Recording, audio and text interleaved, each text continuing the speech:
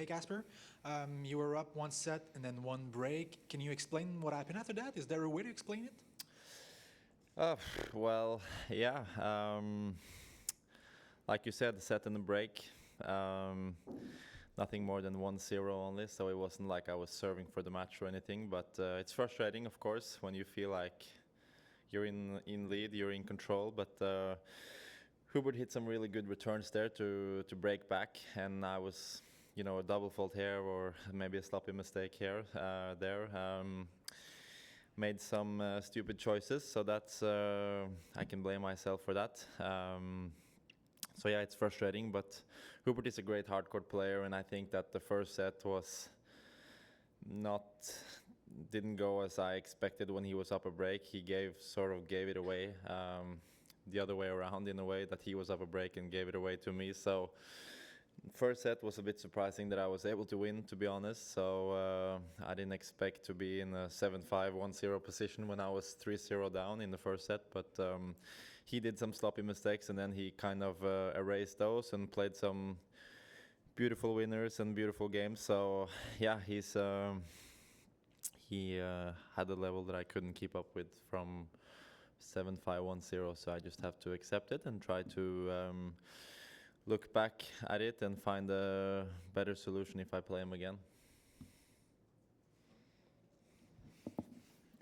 We all know that you're one of the best players on clay, but with this final in Miami, semifinal here, do you feel that you can also be one of the best players in the world on hard court? Yeah, well, I mean, I think that in the end, the media are too focused on if you're a clay court player or hard court player. I mean, at the end of the day, this is tennis. The lines are the same. The measurements are the same. Yeah, the surface is different, but you have people that media will call clay court players that suddenly are doing well in hard court, and everyone is like, whoa, what is going on? I mean, Rafa has won Wimbledon twice. He has won US Open 4 times and Australian Open 2 times, and we all know that he's the greatest clay court player there is, but I think that the media is making names and calling you this or that too early sometimes, and I never looked at myself as a clay court specialist, even though I prefer to play on the surface, yes, but I also like playing on hard court. I mean, I feel I can do good results, and I think I've proven it this year with Miami and this tournament that I'm able to win some matches against good players on hard court as well, so yeah, I guess I will not consider myself the best in the world on hard court or thinking that I can be the best in the world on only hard court, because there are many good hard court players and that are better than me. But yeah, I realize that I can do good results on the surface. I was wondering if you could talk to us about the relationship between his serve and your return during the first set. It looked like you had his number, especially on the second serve when he was trying to serve and volley, and then things changed slightly during the second and third set.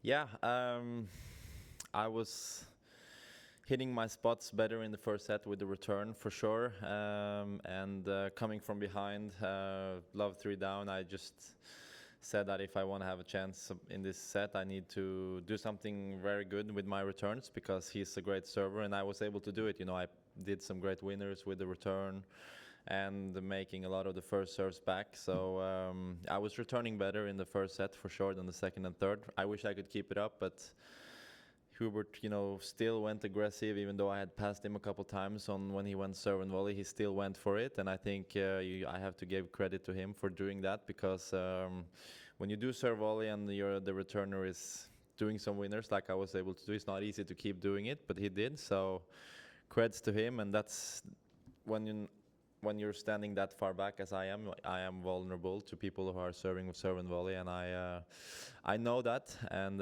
we've seen it with other players also, that it can be tough to pass when you're that far behind. So that's something I need to improve on this surface, to try to step in more. And I tried it a little bit, but I'm not too comfortable with it yet, so I will keep trying and hopefully improve with that part of my game.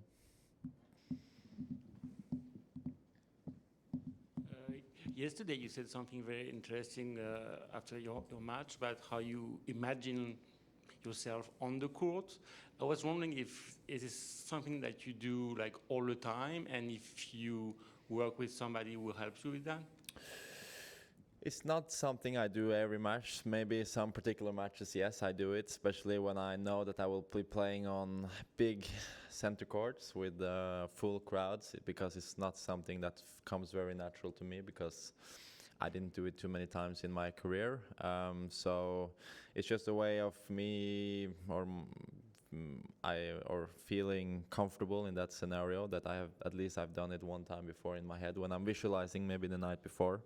And I did it a little bit also today, but that doesn't mean I will win every time I do it, even though I think it's a good thing for me to do. So it is something I have worked on with a mental coach from Norway that I have worked with since I was 14, 15, and we stopped working after last season.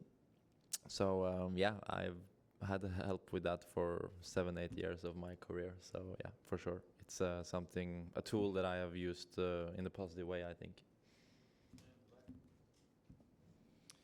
Hi, Casper. Throughout this week, I mean, that was the sensation I had. The down the line backhand was just working perfectly, just to open a lot of opportunities, especially in the Felix game. You had a bunch of winners with that shot. Did you feel today that you should have gone more down the line with your backhand, like been more aggressive with that shot that really just paid a lot of dividends this week? Yeah, maybe. I mean, I think in the end I was playing too much to Hubert's backhand, which is a very strong side for him. He can play that flat backhand, both cross-court and very aggressively down the line, and counter-attack really well with the backhand. So some points there in the third set was decided by him, doing a good counter-attack, down the line with his backhand, and not myself doing it. But my backhand, I think, has improved, and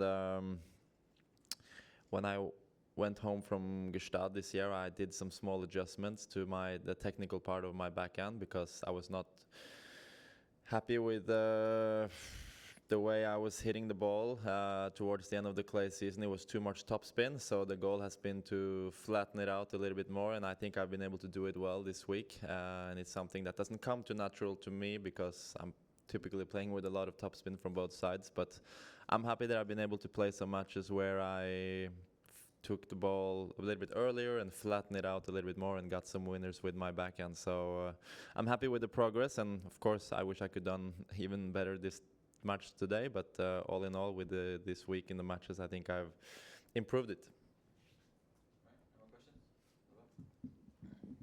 A bit more general question. You said in the past that one of your dreams of your career would be to bring a tournament to Norway. This year, quite a few cities have managed to get into the calendar because of the cancellation of the Chinese swing. Was there any possibility, as far as you know, of getting into that kind of opening?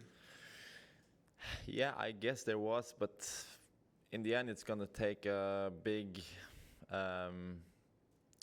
it's a big financial cost, and it's not very typical for Norway to go that big into a sport event that we have not done before, I would say. And tennis is not a very big sport in Norway when it comes to the history of our sport. You see Sweden, who has had great players before. It's maybe more natural for them because they had tournaments for 50, 60, 70 years already. So it shows that if Sweden can do it, you think that Norway could do it as well. But I think we need a little push by either some sponsors or some wealthy organization or person who really, wants to do it. I think it can be done. You see it with other tournaments that sometimes it's a mix of, good loyal sponsors, or it's one, super wealthy guy on top who loves tennis and wants to do a tournament. So there can be many scenarios, and